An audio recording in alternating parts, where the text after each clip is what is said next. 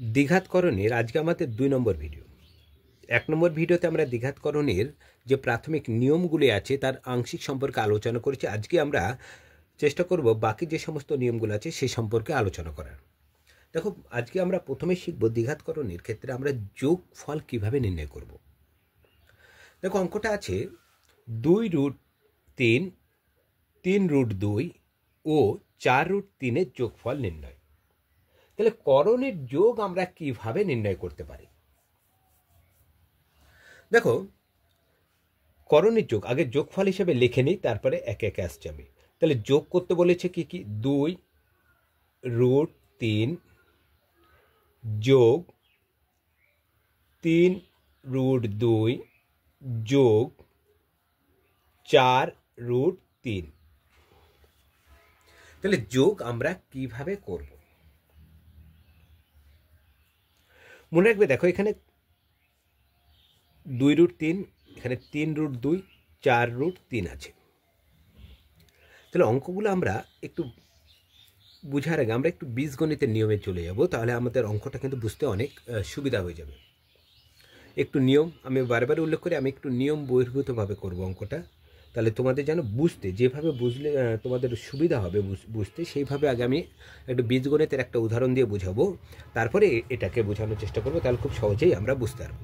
দেখো, বীজগণিতের ক্ষেত্রে যোগ বা বিয়োগের ক্ষেত্রে কি বলা ছিল, আমি যে ভিডিওটা করেছিলাম বীজগণিতের যোগ বা বিয়োগের যেটা, সেখানে আমি কিন্তু উল্লেখ করেছিলাম যোগ বা বিয়োগের ক্ষেত্রে যে চল সংখ্যা থাকে, চল সংখ্যাটা একই পাওয়ার এবং একই চল যদি থাকে তবেই গিয়া আমরা যোগ বা বিয়োগ করতে পারি।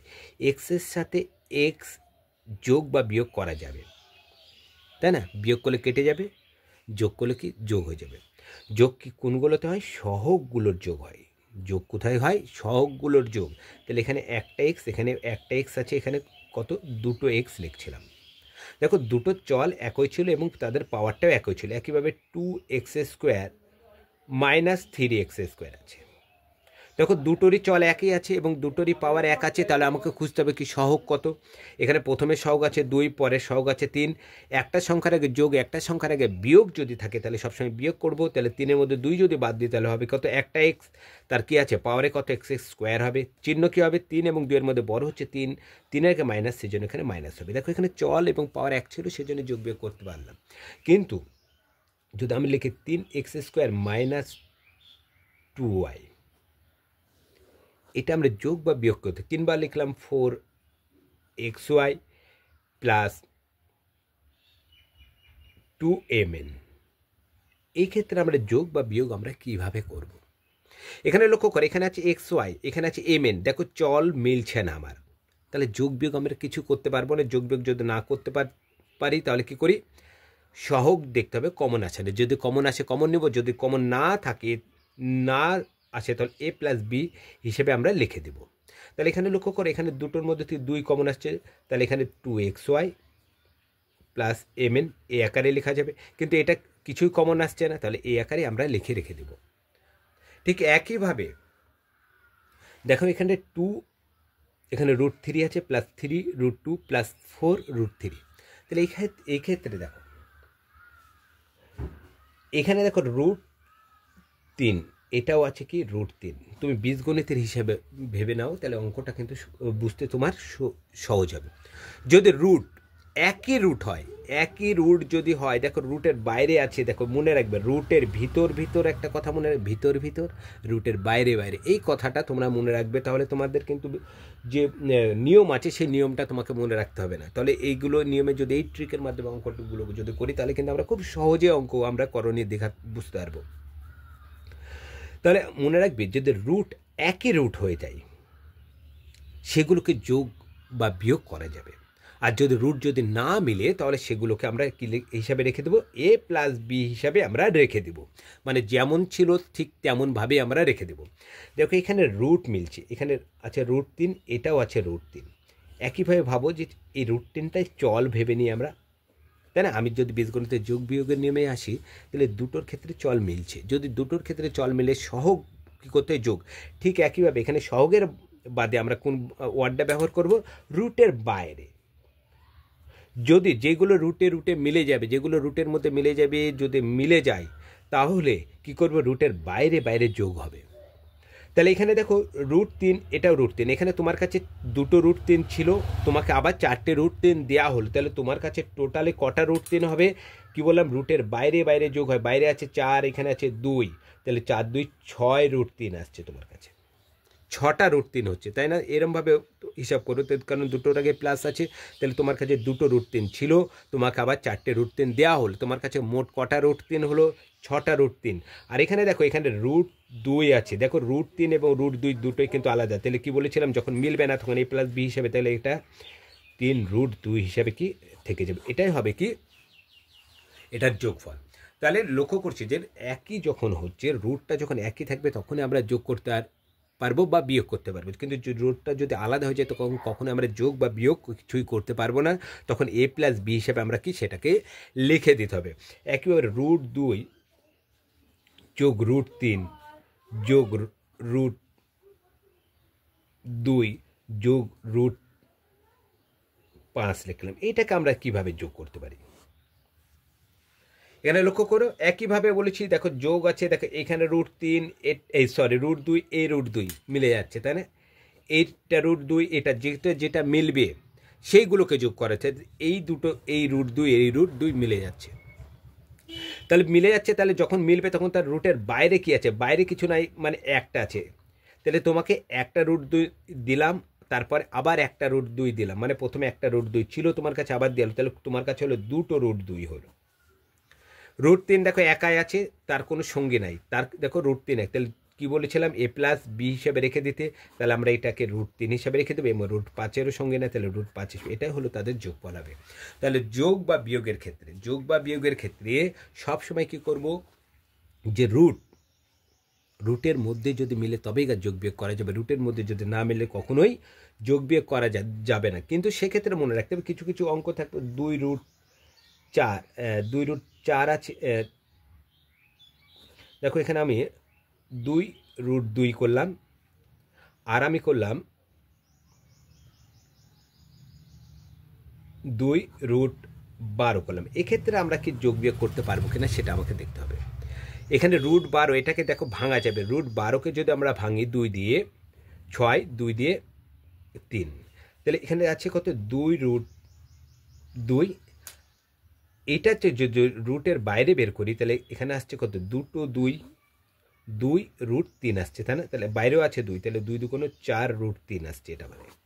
আর এখানে যোগ অথবা বিয়োগ যাই, এখন দেখো এখানে একই মিলছে না, কিন্তু সেজন্য এটাকে যোগ বিয়োগ করা যাচ্ছে, সেজন্য যদি আমরা রুটের মধ্যে লক্ষ্য করি সেটাকে ভাঙা যাচ্ছে, ভেঙে দেখে নিতে হবে, তারপরে আমরা দেখবো সেটাকে যোগ বিয়োগ করা যাচ্ছে কিনা। তাহলে যোগ বিয়োগ করার সময় আমরা বীজগণিতের নিয়মের মাধ্যমে করলে খুব তাড়াতাড়ি কিন্তু আমরা অঙ্কটা বুঝতে পারবো। যদি দেখি রুটে মিলে যাচ্ছে সেগুলোকে যোগ করে দেবো, যদি রুটে না মিলে যায় তাহলে সেগুলো যোগফল হিসেবে, মানে a + b হিসাবে সেটা আমরা লিখে দেব। ঠিক একইভাবে গুণের ক্ষেত্রেও তাই, মনে রাখবে গুণের সময় গুণ হবে রুট গুণ রুটের সাথে রুট গুণ হবে, এবং রুটের বাইরের গুণ বাইরের, রুটের বাইরে যেটা থাকবে বাইরের সাথে বাইরের গুণ হবে, রুটের মধ্যে যেটা থাকবে রুটের সাথে রুট। মনে রাখবে এক্ষেত্রে রুট আলাদা হতে পারে, কোনো প্রবলেম নাই, আলাদা রুট হতে পারে। কি করব, রুটের সাথে রুট গুণ এবং রুটের বাইরের সাথে বাইরে গুণ, কি মনে থাকে যেন, রুটের সাথে রুটের গুণ এবং বাইরে যেটা থাকবে বাইরের সাথে বাইরে গুণ করব, তাহলে আমার কিন্তু গুণফলটা হয়ে যাবে। তাহলে গুণ করার আগে আমাদের আর একটা জিনিস শিখতে হবে, সেটা হচ্ছে দেখো √5 এটাকে ভাঙতে পারছি না, √10 যদি লিখে, √10কে আমরা √2 গণিত √5 করতে পারি। কেন, দেখো 10কে যদি আমরা ভাঙি 2, 5 হচ্ছে, তাই না? তাহলে এই দুটোকেই আমরা কিভাবে লিখতে পারি, এটা যদি রুটের মধ্যে 2 গণিত 5 হিসেবে থাকে, দেখো দুটোকেই ভাঙা যাচ্ছে না, মানে সঙ্গী নাই, তাহলে এটাকে আমরা √2 গণিত √5 হিসেবে আমরা লিখতে পারি। একইভাবে আমরা ধরো √18কে ভাঙবো, 18কে যদি মৌলিক উৎপাদক করি তাহলে হবে 3 গণিত 2, তাই না? দেখো 3 × 9 = 18। এবার দেখো রুটে মিলছে কত, 2 3, জোড়া মিলছে 2 3, মানে বাইরে বেরোবে কত, 1টা 3 হবে। কার জোড়া মেলেনি, 2 এর জোড়া মেলেনি, তাহলে এটা √2 হিসাবে থেকে যাবে। এগুলো আমাকে ভাঙা শিখতে হবে। এগুলো ভাঙা যদি না জানি কখনোই আমরা কিন্তু গুণ কিন্তু সঠিকভাবে করতে পারবো না। আমরা গুণ করে রেখে দেবো, গুণ করার পরেও কিন্তু রুটের মধ্যে যেটা থাকবে যদি ভাঙা যায় সেটাকে আমাকে ভাঙতে হবে। তাহলে আমরা তো প্রথমে কাজ দেখো, প্রথম একটা গুণের করলে বুঝতে পারবে। দেখো আছে এখানে 2√5 গণিত 3√2। কী বলেছিলাম? গুণের সময় রুটের সাথে রুটের গুণ এবং বাইরের সাথে বাইরে গুণ, রুটের সাথে রুটের গুণ এবং বাইরের সাথে বাইরে গুণ। তাহলে বাইরের গুণটা আগে করি। দেখো 2 আর এখানে আছে কত? 3। 3 2 কত হবে? 6। এইভাবে করবে অঙ্কটা। যদি আমরা এইভাবে করতে পারি, আমাকে সবগুলো বইয়ের নিয়ম দিয়ে আমাকে অঙ্ক করতে হবে এমন কোনো ব্যাপার নেই। আমাকে হচ্ছে অঙ্কটা কি আমাকে শিখতে হবে, এবং যে কোনো অঙ্কর নিয়মই হলো তাই, সেটাই যে নিয়ম একটি নাই। আমি যেভাবে অঙ্কটা আমি করতে পারবো, যেভাবে আমি শিখতে পারবো, যেভাবে আমি সহজ পদ্ধতিতে নিতে পারবো, আমি সেইভাবেই কিন্তু আমি অঙ্কটা করতে পারি। সেজন্য আমরা কি করব? তাহলে দেখো আমি যে ট্রিকটা বললাম কি, গুণের সময় রুটের সাথে রুটের গুণ হবে এবং রুটের বাইরের সংখ্যার সাথে রুটের বাইরের সংখ্যা গুণ হবে। তাহলে এখানে রুটের বাইরে আছে কত? 2, এখানে রুটের বাইরে আছে কত? 3। প্রথম গুণ হয়ে গেল। তারপরে দেখো রুটের কত আছে? এখানে √5, এখানে √5 আর এখানে আছে √2। তাহলে রুটের সাথে রুট গুণ করো, কত হয়ে যাবে? √10 হয়ে গেল। এবার যেটা ভিতরে পেলাম সেটাকে দেখতে হবে আমাকে হচ্ছে ভাঙা যাবে কি যাবে না। দেখো 10কে কিন্তু আমরা রুটের বাইরে বের করতে পারবো না। দেখো যদি 10কে ভাঙি তাহলে 2 গণিত 5 বেড়েছে। দেখো কারোর সঙ্গে মিলছে না। যদি সঙ্গে মিল না মিলে তাহলে সেটা আমাকে সেইভাবেই রেখে দেবো। তাহলে সেখানে গুণফল হবে কত? 6√10 হিসেবে সেটা গুণফল হিসেবে আমরা রেখে দেব। কিন্তু এখানে লক্ষ্য করো, তাহলে নিয়মটা সে একই কাজ করব। কি না নিয়ম বললাম? রুটের বাইরের সাথে বাইরের এবং ভিতরের সাথে ভিতর। তাহলে 7 আর এখানে আছে কত? 2। 7 2 14, 14 লিখে দাও। দেখো রুটের বাইরের সাথে বাইরে গুণ করলাম। এবার কি করব? রুটের সাথে রুট। তাহলে রুটের সাথে রুট গুণ করে রুট কত হচ্ছে? 9। এবার অঙ্কটা লক্ষ্য করো, √9। এবার রুটের মধ্যে যেটা থাকবে সেটাকে ভাঙা যাবে কিনা সেটা দেখবো। √9কে তুমি মৌলিক উৎপাদক করো, দেখো 3 গণিত 3 হয়। তাহলে √9কে যদি করি 3 গণিত 3 যদি রুটের মধ্যে রাখি, 3 গণিত 3, এটা যদি বাইরে বের হয় তাহলে একটা 3 হয়, তাই না? কটা 3 হবে? একটা 3 হবে। তাহলে 3√কে আমরা হচ্ছে বাইরে বের করতে পারবো। এটা মানে কি?